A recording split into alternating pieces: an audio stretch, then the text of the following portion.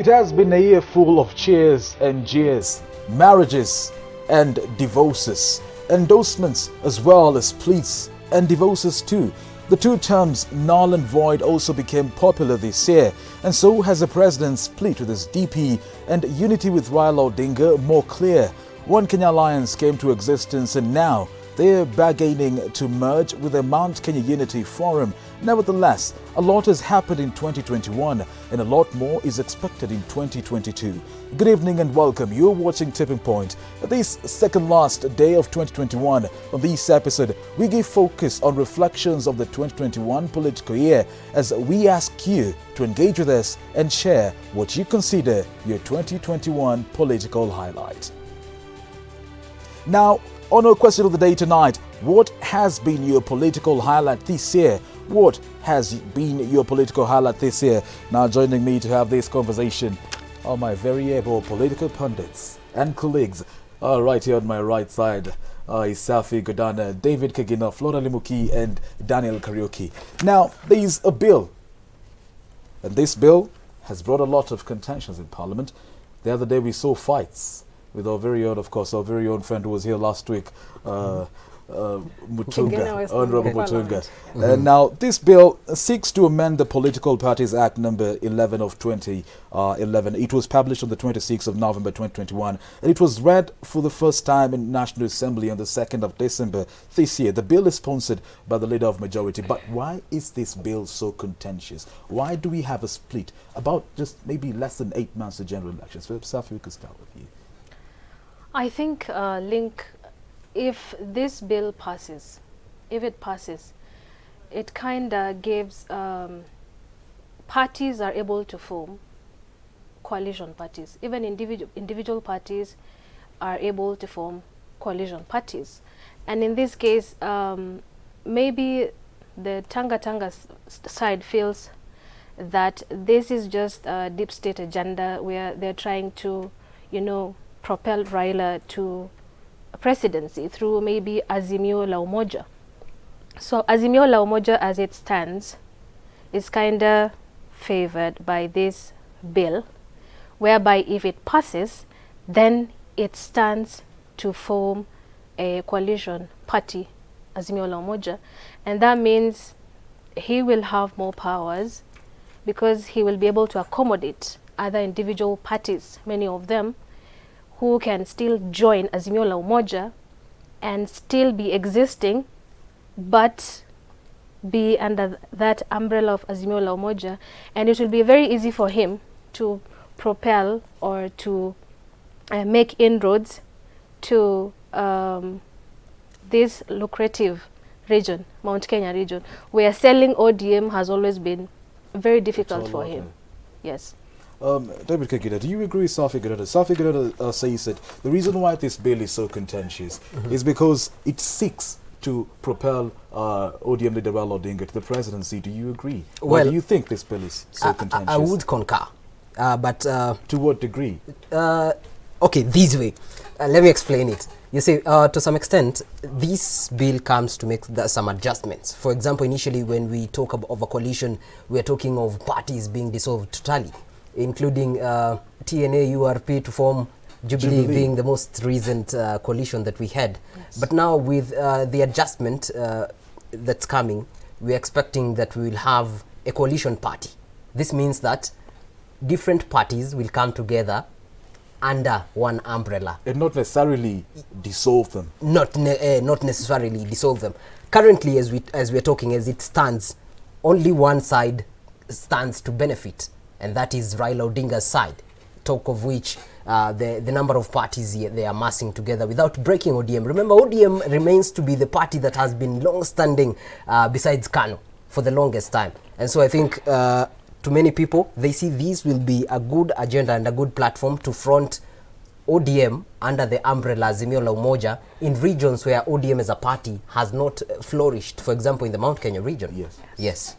Flora Limuki, do you concur with David Kagina and Safi Godana? Yeah, thank you, Link. First of all, I think, to me, this bill, it all looks at reawakening the Jubilee Party and the ODM, because as of today, if we voted, UDA looks like they have a a formula, or they could take it. But with ODM can't stand on itself alone. Jubilee Party is technically dead. So this bill, I agree that it supports the other parties. If they come together, they're stronger together. But if today we had elections, UDA will take it. And so technically, I believe it's a way to just front Azimio la Umoja, as we've been seeing most sides supporting and endorsing Raila Odinga. Yeah. Del Karaoke, why is this bill so contentious? You know, I think it goes beyond what we've been given. It's What's more that? of a political bill, you know. Uh-huh. The House or the National Assembly or Parliament is a house full of politicians, and they always seek to fight or differ. This bill is being sponsored by Amos Kimunya. He's pro-government. He's pro the president, pro Raila Odinga. So obviously DP Ruto's function, I just wanted something to play, you know. If this bill passes, it becomes law, and even UDA and Ruto allies will seek to benefit. However, this split had been predicted, and even the spark and the fights that we saw, they had been predicted. And it sparked during when Alice Wahome tried to make an amendment on Clause 6, which tried to pull it down, Clause 6 completely. And it really brought out a spark the other team couldn't allow. But as always, Parliament is a house of numbers. Numbers always carry the day. The bill was voted by 158 who voted against Alice Wahome amendment of taking down Clause 6, and 134 voted for it, voting support Alice Wahome. And it went beyond that, and it showed how maybe DP Ruto is weak in the National Assembly, according to these numbers. And maybe it will tell a lot on what could happen to this bill when it comes to voting next year. Well, ladies and gentlemen, you all look lovely, by the way. My director says, oh my God, Safi Godana, it's long since you were here. Lauren Mukie, think this is the first time you're here. David Kagina used to produce this show, and Daniel Karaoke as well. Now, Amos Kamunya sponsored the bill. So maybe, can Safi Godana, do you think that this bill exposes DP Ruto's numbers in Parliament? He says that he has about 150, 160 members of Parliament behind him. But do you think this bill shows the strength of DP Ruto, Raila Odinga, and Uhuru Kenyatta? When it comes to voting, I can't really tell, because you can only say that after the bill has been passed. Then you can say, because the DP side is voting no. Against it. Yes. So if for sure it passes, then it's a debate. It's a debate of numbers. But we can't preempt. And between now and August, we still have time. In politics, a lot can happen within those 6-7 months. So in my opinion, I cannot really say Raila or Ruto is going to carry the day. Yes. Why is DP Ruto so adamant on bringing this bill down? In my opinion, numbers. Again, we say politics is all about numbers. Yes. And as we're headed to the general election, almost 7 months to 10, someone would want to weigh the ground and see how strong are they, you know, in terms of their muscle. We had them the same thing that happened with BBI. Well, there was those who were for it and yes. for those who were against the contents of it. But majorly, people were there to see, do they have the muscle to sway numbers to their favor? Can they pull their numbers to make certain decisions in government? And I think as much as the DP's side lost, I think for him that was a point proven that though he has numbers as an individual, you know, we are talking about one person here. In Parliament or? In Parliament. Yes, he lost it. In Parliament. We're talking about Parliament. It starts with Parliament before these people go ground. Yes. So I'd say, in as much as he lost, yeah, the margin was so small, meaning that he has an influence as an individual. Looking at these other people, we are looking at people, let's bracket them as Azimio la Umoja, yes, but people from different political factions, all of them were united against one man. One man. Yeah. So that, for me, that shows numbers. And I think, be that as it may, as Kagina puts it, it goes beyond that. DP Ruto was in a function last weekend, and you're speaking to Kenyans. Yes. And he categorically put it that one of the reasons he's against the bill and he's pushing his allies, or his lieutenants, as I like to call it, to take down this bill was because he claims that it seeks to give the office of the Registrar of Political Parties more power, making it an imperial position. So the Register of Political Parties will have power over party ideologies, slogans, names, and party nominations, according to DP Ruto. And I think this is one of the biggest reasons why I think DP Ruto is against the bill. Yes, I think, sorry. Sure, Vinuki. Yeah, I was saying partly most of the clauses that are being amended, they seem like they're being directed to the UDA party side. Look, for example, the amendment bill that we're looking at, I think it's 6, it's looking at the Register of Political Parties as to okay the slogans before they pass.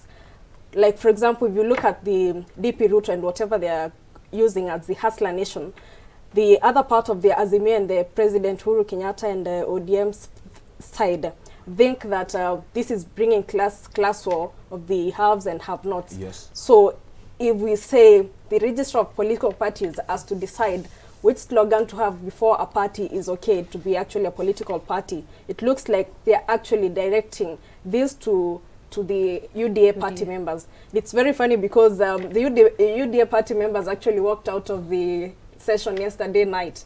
Well, they had 15 votes out of 115. Yeah. So partly they're using also a tactic of delaying the process in order to carry the day.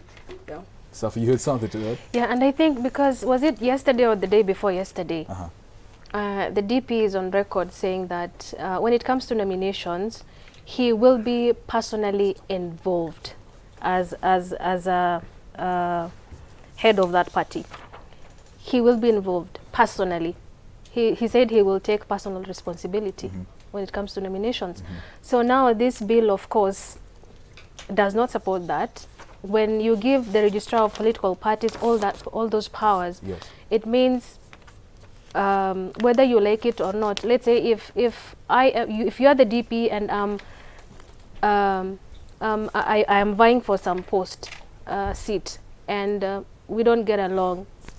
I don't see the numbers that you bring on the table. Yes. Yeah. So as much as you are against me, the Registrar of Political Parties can go against your will.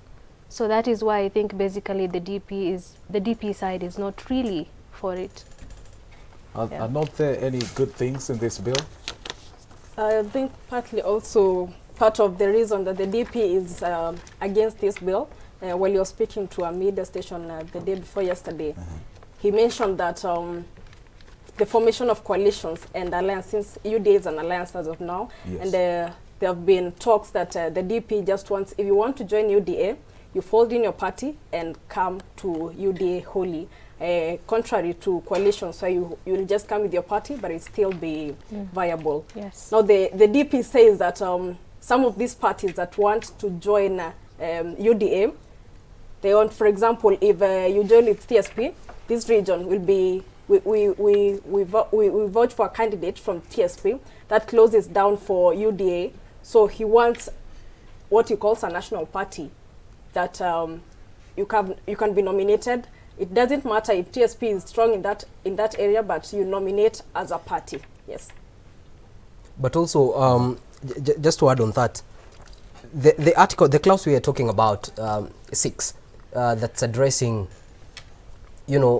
matters, nominations in parties, that has been a leeway in the constitution for a very long time. Yes. We had IBC disassociating itself, saying that it will not be involved totally in party nominations. That means that space has been left ungoverned for quite some time. And if you're asking the goods of it, I'm thinking now adding regulation onto it makes sense, because now it becomes regulated and it gets a sense of direction. Because initially ilikuwa ni, the party, the party chair, so it's a direct nomination for you. Yes. You have been loyal to the party, it's a direct nomination for you. So I think bringing this on the table will bring some sense of sanity in terms of nomination. It will make it, if we are pushing for democracy, if we are pushing for equality in terms of everyone in the party, everyone, all citizens in the country, then I think this will bring some sanity into nominations. I agree with that.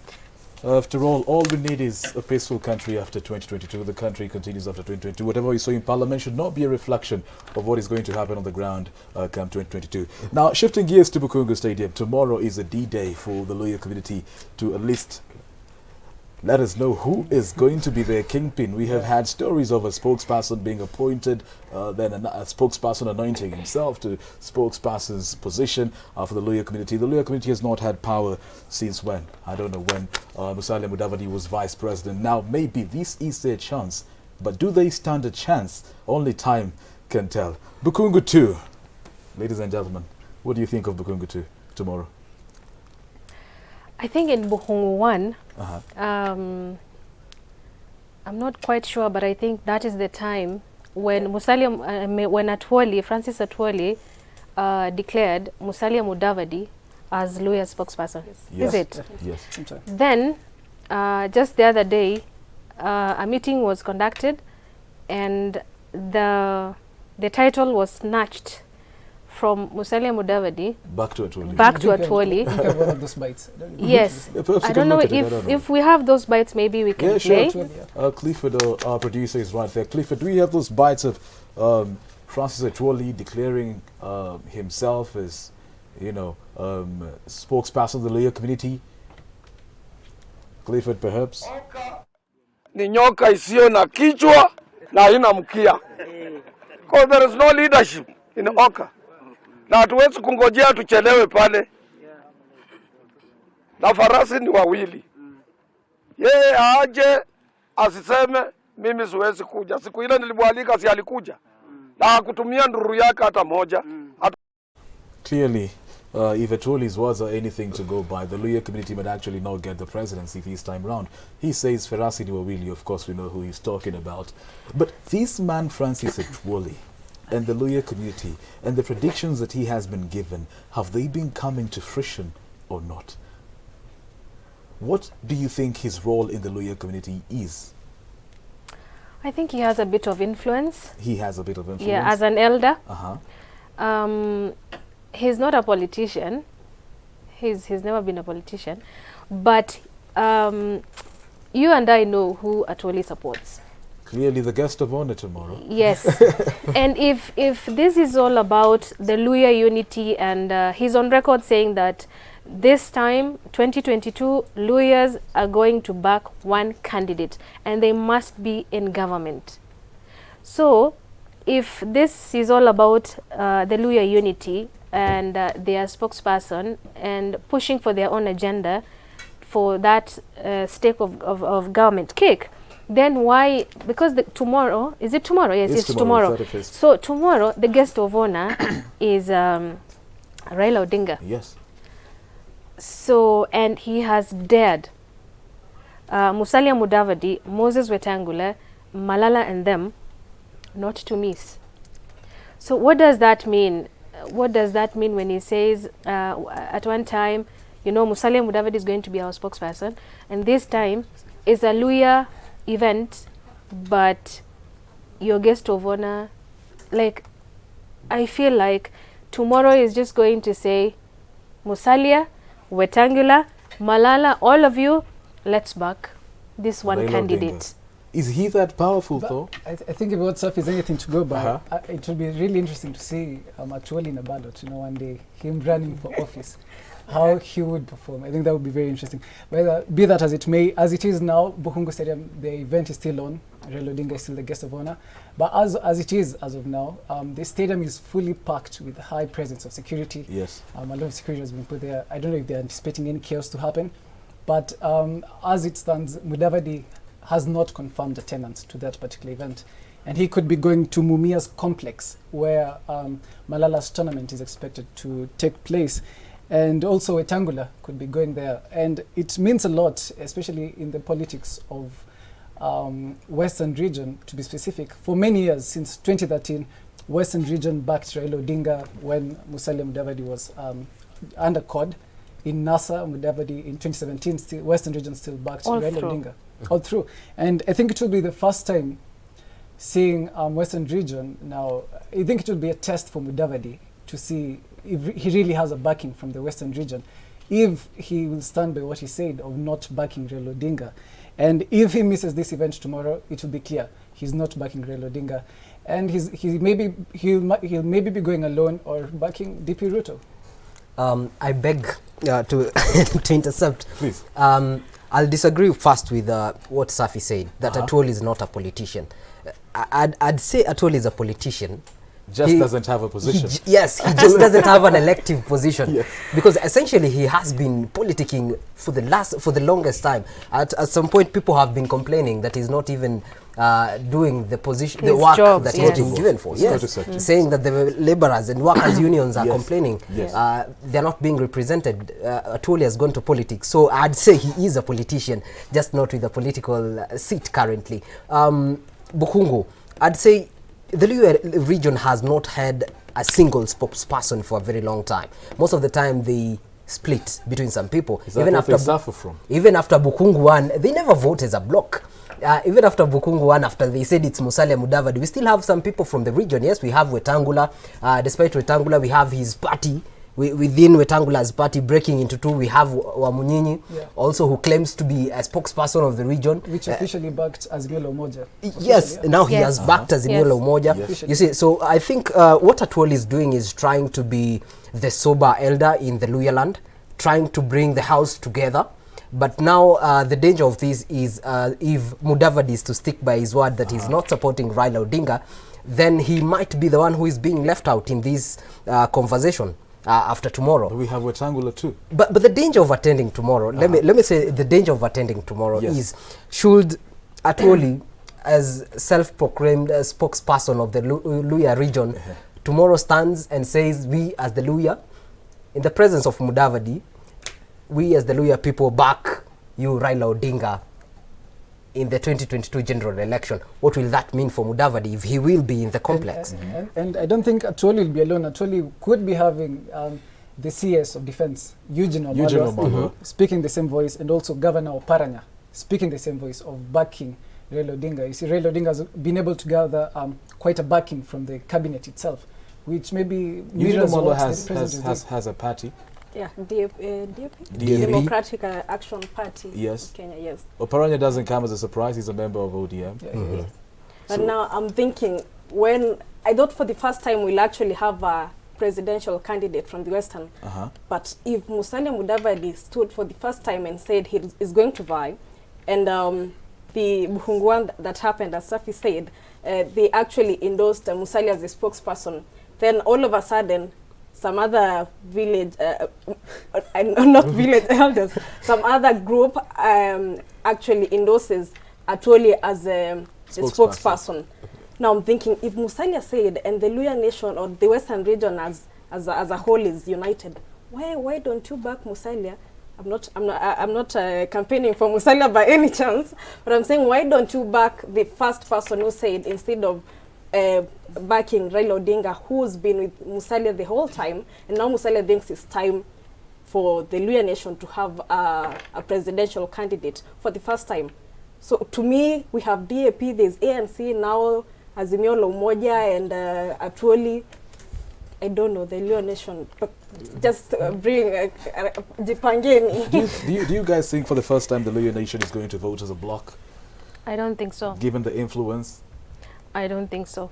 Clearly, if there's this group with Raila Odinga, Atuoli and them, and Wamalwa, and then Mudavadi says, I'm going to be on the ballot, Yes. I am not backing anyone, then obviously, as always, it's going to be a split. Oparanya himself at one time, I think Wanted last to be year, president. had hinted at Yes. going for presidency. So if he also wanted to be in the race, it clearly shows how this region is split. However, if numbers are anything to go by, it's always a race to get 50+1 in the ballot. And the Western region alone has technically 2.1 million voters. After the new registration. Mount Kenya region has 6 million, Nyanza region has 2.9 million, Nairobi 2.4 million, Coast region 1.8 million. So if it was to put it in a graph, Western region is quite somewhere. Yes. And it's if the Western region was well Organized. united, I think it should have a big say in choosing who becomes president. One Kenya Alliance, where does that leave them? Two of their members are from the Western region. You know, the group has been termed severally as people who threaten to run for presidency. Yes. They never get they never get to the ballot. But among them, Musalia Mudavadi is the only one who has come out to say that, I'll be the ballot. They already have. They all have. Gideon During Moi the said he's going to be the declarations. ballot. Yes. Yes, they Yes. held a During the launch Moses of Kanu Wetangula. Fresh. Yes. Yes. Kalonzo Musyoka did during Wiper Party NDC. Do we In expect? Kasarani. Do we expect the other members? Do we expect Gideon Moi? Gideon Moi was there for the Azimio La Umoja launch. Do we expect him tomorrow? And if we expect Gideon Moi there tomorrow, what does that mean for the future of One Kenya Alliance? Does it Gideon hint Moi that he's has going to really work with Raila maintained a Odinga? good relationship with ODM leader Raila Odinga for a very long time. And so I think it would be very hard for And the Kanu president. Yes, it And would the be very hard for president. them, to choose or to turn down an offer to join Azimio La Umoja.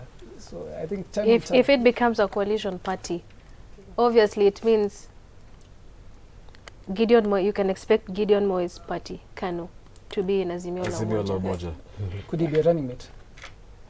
A running mate? Gideon Not Moi? quite sure. Looking at the numbers, what do you think? Does he have numbers? numbers. For Rift Valley? for a running mate, Yeah.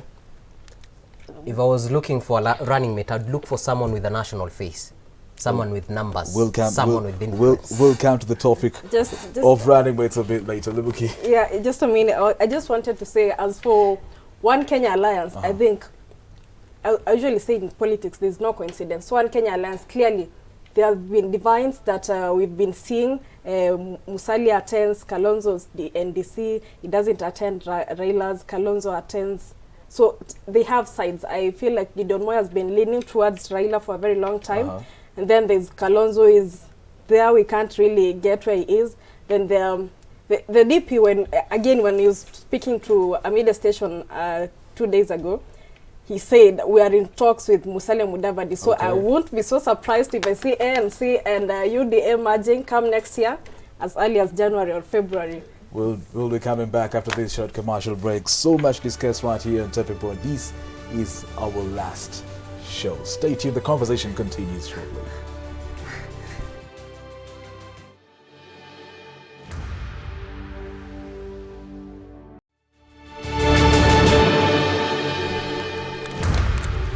Welcome back. You're watching Tapping Point. I am flanked by my colleagues and able panelists. On the right, far end, we have Daniel Karaoke, Flora Limuki, David Kagina, and Safi Godana right here next to me. They all look lovely. Remember, this is our last show right here on Switch TV. We say this with rumbling tummies. I wish the narrative could be a bit different, but I mean, it is what it is. We're discussing a wide array of issues, some bedeviling Kenya's economy, politics towards 2022. Of course, tomorrow is Bukungu 2. I think that is the biggest conversation apart from Kuvukisha Mwaka, right? Yes. But Bukungu 2, what will this mean for DP William Ruto if they decide to endorse Raila Odinga? You can send in your feedback through our SMS line 111 at Switch TV Kenya, link on Mbogwa, Daniel Karaoke, Floral Mukia, David Kagina, and Safi Godanda. Perhaps you could answer that. Who wants to go first? I'll go What first. will this mean for DP Ruto?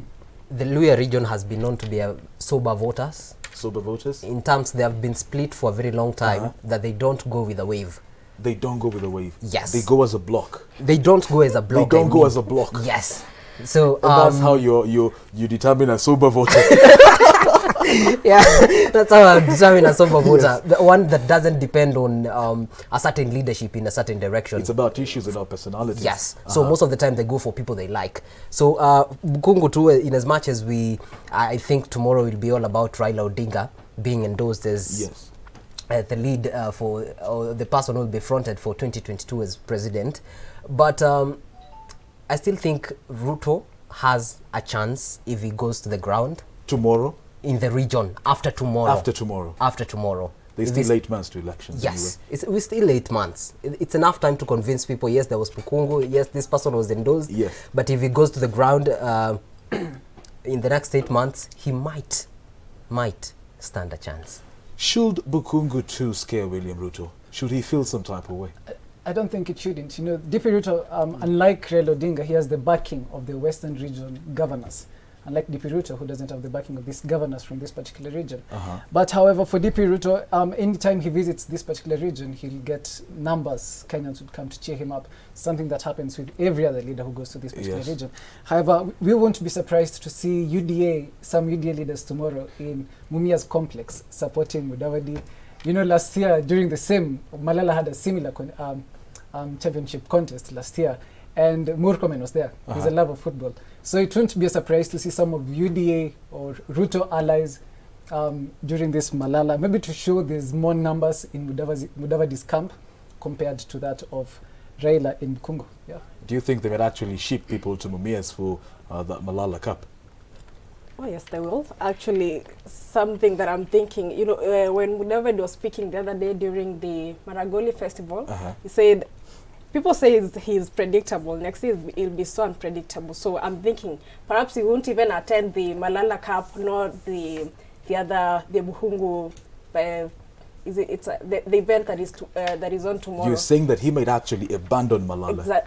Yes. His general in ANC. Not really abandon, but he'll play safe. Yeah. He won't be in Malala's Cup, nor will he be here. So just like you told us during the Azimio's convention, personal issues that he had in to take care politics, of. there's no coincidence. Don't you think that this is going to be, you know, like people just flexing their muscles in Western region tomorrow? I kind of think so.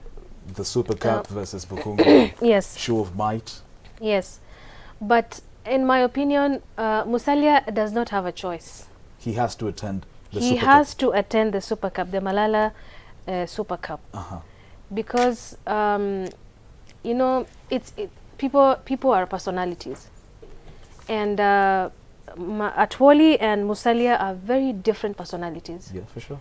So I don't know if, I kind of feel like, what if he abandons both, then will it not look like he's somehow dropping the guard? Yes. I'm not He's just sitting suggesting on the that, fence. but it might actually seem like he's too comfortable in a very comfortable zone when it's not time. Clearly it's not time to get comfortable now. So Mudavadi should and must attend the Super Cup. Yeah. Do you agree? I'd say, well, it will be a plus for him if he attends. But however, that could go two ways. Way number one. Way number one, it can be very successful. The Super Cup can be very successful. With the support of UDA. Yes. Yes. And match the caliber and preparation of Bukungu.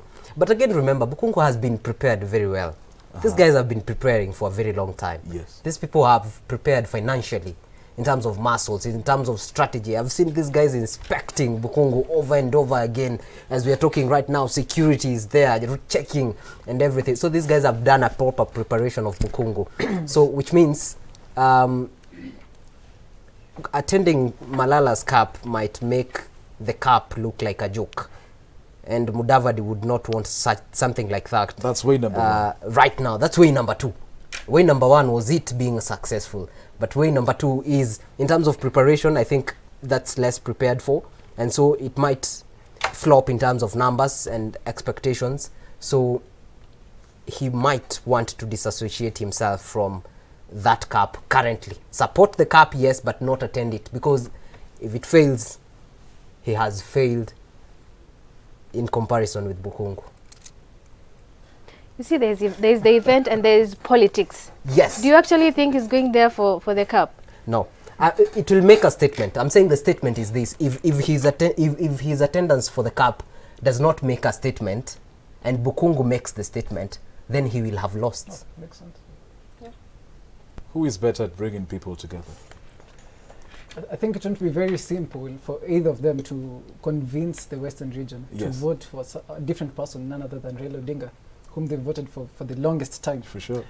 So there's a very big ability that Bukungu Stadium will be filled with supporters. However, you know, Malala is one of the biggest lieutenants of Musalia Yeah, Mudavadi, yeah. and it will be hard for him to turn down. You know, just last month, Malala, during a rally, he warned the One Kenya Alliance, if they do not announce Musalia Mudavadi as their running mate, the presidential running mate, they would walk out of One Kenya Alliance. So he's that close to Mudavadi for him to miss this event. Yes. So you're saying that if One Kenya Alliance do not announce Musalia Mudavadi as a presidential candidate, they will walk out and go where? Well, Mudavadi is ready to go alone. What's the other or- choice that's left? Clearly, Mudavadi wants You see, to be in State House, as much as DP Ruto and as much as Raila Odinga. So are we likely to see Musalia Mudavadi running for presidency? Are we likely to see Musalia Mudavadi being a running mate or supporting either Raila Odinga or DP Ruto? only time can tell. Only for sure. You know, in politics, anything can happen at any time. And we have 8 months, 7, let's say, 7.5 to the general elections. What's the likelihood? You can't tell. You can't tell. You can't Kagile, tell. can you tell? Looking at the stories that you have covered, I have This year. my suspicions. This is clearly my opinion. I'm looking at a possibility of not having Musalia Mudavadi on the ballot as a presidential candidate come 2022. as a running mate, As a running mate, maybe. to who? Very high chance. To who? Now, tomorrow will tell us. If he goes to Bukungu, he might stand a chance Let me tell you, to even be on if he Raila's attended, side. If even he if does not, But on this then table, we know. you have all just agreed that Western Region has been voting for Raila Odinga.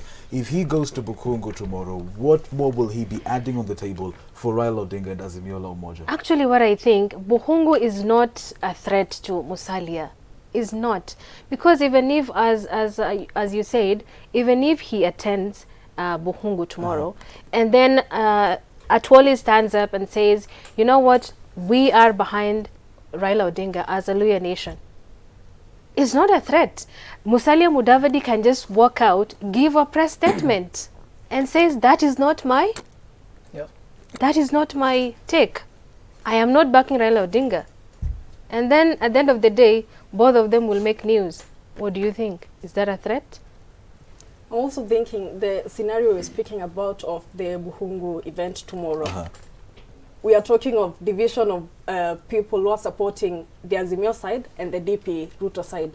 It's clearly what we are seeing in Mount Kenya region. So if Atwoli and the likes of the DAPK party say they are supporting the Azimio Umoja side, then there's this other side that is for DP Ruto, and also there are possibilities. Musalia has been drawing hints recently that he might be with the UDA side. He might be, because recently whatever is happening, he comes in and weighs in on the matter, and whatever he says, it's whatever the DP's side is saying. So if really we are dividing votes during if the Buhungu event happens tomorrow and this other side says, they have already said they're supporting ODM party leader Raila Odinga.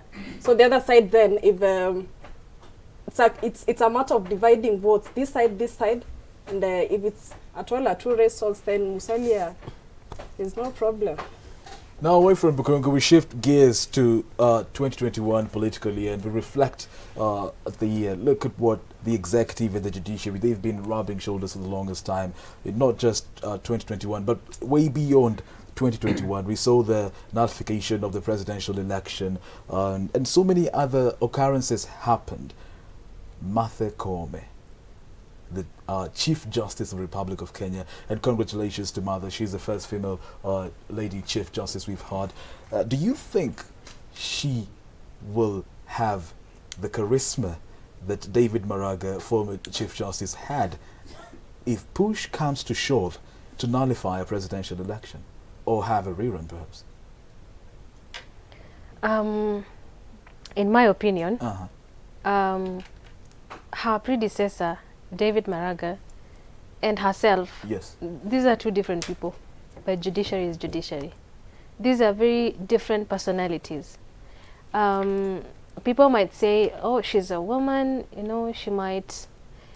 I don't think But the moment she got the seat, something happened. What happened? The judges. They were appointed. Yes. Uh-huh. And it's not like Maraga was just seated there doing nothing. Yes. He really tried. But she came, it was fulfilled, let's say 98%, because there are the six who are still yet to be appointed. But what does that mean? What does The relationship the relationship between her and the president and the executive means? I don't know if the president has some soft spot for her the Chief as a Justice. person, but if push comes to shove and rerun happens like in 2017, then judiciary is not only Mother Koome. As much as she's going to have a say, she won't be there alone. 7-judge bench. 7-judge bench. I don't think as Mother Koome alone, as a person, or as the Chief Justice, she has any influence.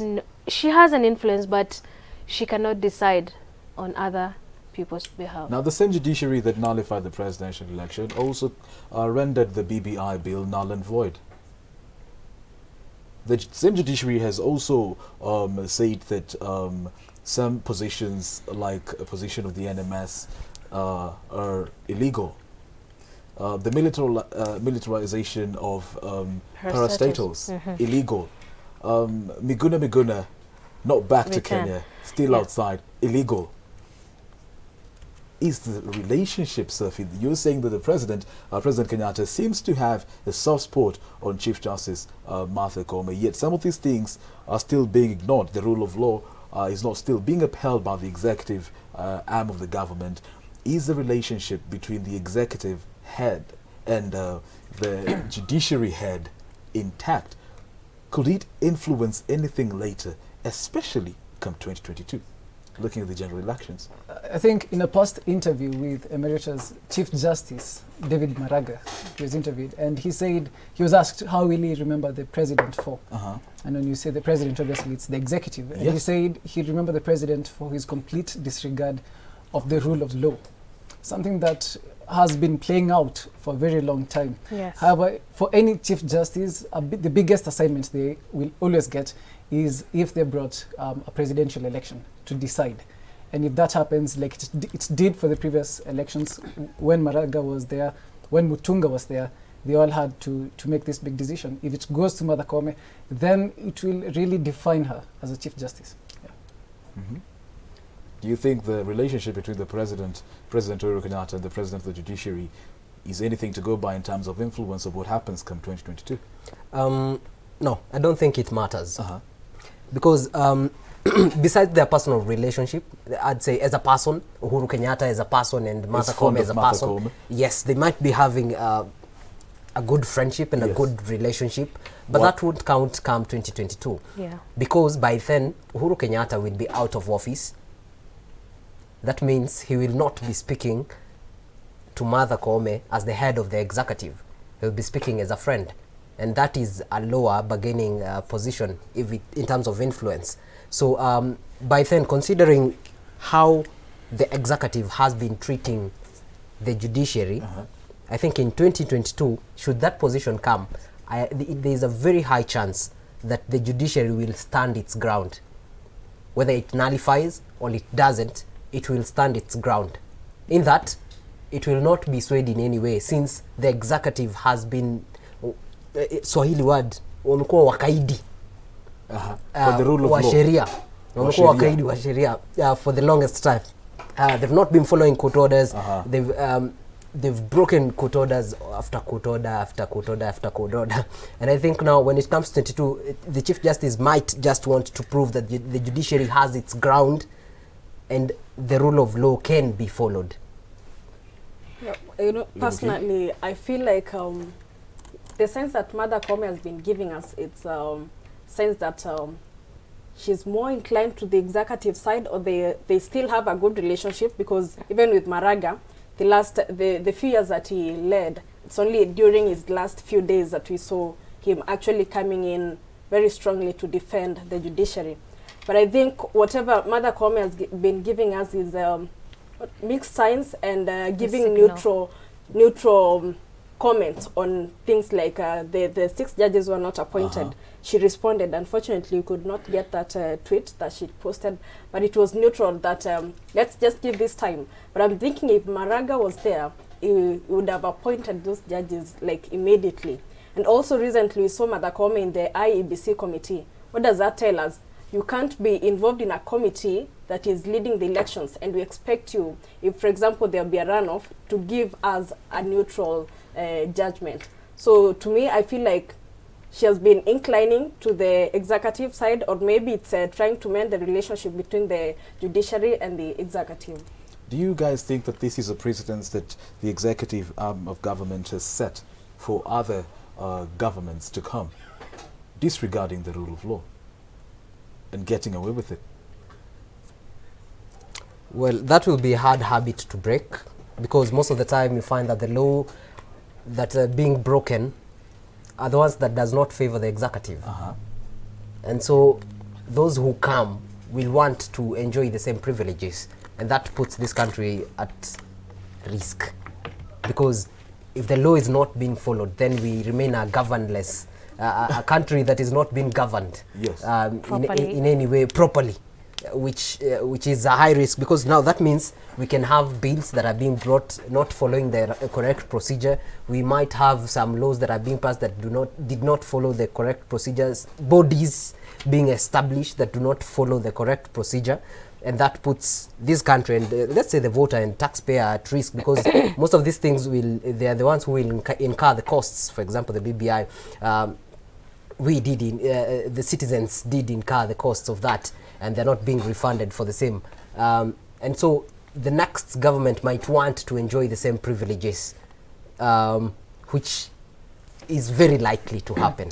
Well, I still think it's very unfortunate when a government fails to follow the rule of law. If you look at what happened in South Africa just this year, when former President Zuma was followed with that court order which he failed to on contempt of court. So after president, now they came for him and he was jailed, something that nearly split the entire South Africa. So I think it's very unfortunate. It's happening especially in some of the African countries where those in power fail to obey the rule of law, despite the judiciary being one of the most powerful arms of government. Are you saying that we should borrow relief? Of course not. Very unfortunate to see Kenya going into such a place. Sophie, what do you think? I actually think, I'm actually optimistic that the next government would want to mend the relationship with the judiciary. Because of course, this government, Uhuru Kenyatta's government, has been disregarding all these court orders. But I think the next government will probably, it will mend this relationship, if not completely, like entirely. Of course, it doesn't happen overnight, but I think they might actually want to mend the relationship. Now, talking about broken relationships, the deputy president and the president, theirs is clear. Come 2022. There is what they promised Kenyans, there is what they have delivered, there is what they miserably failed, and we'd like to call them out for that. You know, there's what they told us in their manifesto they haven't delivered. Do you think these two people will shake hands before they leave office? And how important is the deputy president and the president coming together? How important is it for Kenya? I think that would be very hard to see, but I think you should introduce that by President Kenyatta, asking his own deputy to resign or to leave office if he's unable to. You know, he accuses Ruto of praising some of the developments the government has been able to make, and at the same time blaming the government for failing to do this, then which prompted the president to even ask him to resign. I don't know if you have that bite. You are saying you're in the same government. And how We're can in the same government. I don't know if when you say Boz that you can't have your cake and eat it. is ready for that bite by the president. The president telling his deputy, you can leave office if you want to. Yeah, even DP reiterated. Not sure, Boz? But anyway, he didn't really mention his name, but it was very clear that, you know what, you're always criticizing what we have done as a government, and you are part of the government. So if you are tired, you can just resign. So it was very clear who he was addressing. Supporting Raila Odinga, are you saying that the president has openly supported and endorsed Raila Odinga for president to take over after his term? He has. On many occasions. Looking at the Sagana meeting, number one, Sagana meeting, the second, you know. Yes, it's very clear because whenever the president is somewhere, Raila Odinga is there. Take for example, in Nakuru, he was there. Jamhuri Day, a very interesting scenario where the deputy president introduced the president, and then of course we expect after the president speaks, no one else speaks. Yes. Then the president finishes his speech, and then introduces Raila Odinga. These are signs that we can clearly see. And then the other day, wakati huu tupigie mzee, who else? And then the other day he tells us that at Nakuru, he raced, it's not marathon sprint, there's a saying that he said. He said that. Relay. Yes. Huyu kijana akiendelea kukimbia, mchunge mzee atakuja pole pole. Clearly, in very many instances, the president has clearly shown us that he's supporting Raila Odinga. Then on the relationship between the deputy president and Uhuru, I don't see a handshake anytime before elections. I can't see that. Perhaps he may be. Yeah. Final thoughts on the predictions of 2022 running mates. Running mates, I believe Raila or Ruto, In 10 seconds. they will go for Mount Kenya region. Mount Kenya region. Yes. Kigina, Musalia Mudavadi will make a winning. a winning running Running mate mate. for either. Yes. Deputy President William Ruto might not have a running mate from the Mount Kenya region. You think so? Yes. I think a lot has happened in 2021. A lot is expected to happen in 2022. So only time will tell. Until August 9th. Yeah. Thank you. Now, life consists of final partings as well as fast meetings. This show that started out as an idea metamorphed to one of Kenya's leading political, governance and current affairs show.